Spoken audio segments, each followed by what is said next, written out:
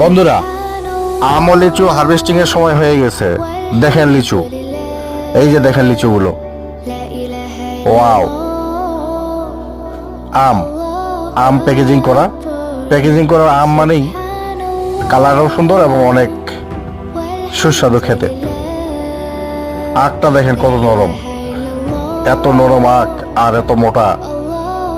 দেখেন একবার কি পরিমাণে রস হতে পারে এই আখগুলো থেকে। হাত দিয়ে চিপে রস বের করতেছে। টমেটো দেখেন, এই যে দেখেন টমেটো, ওয়াও।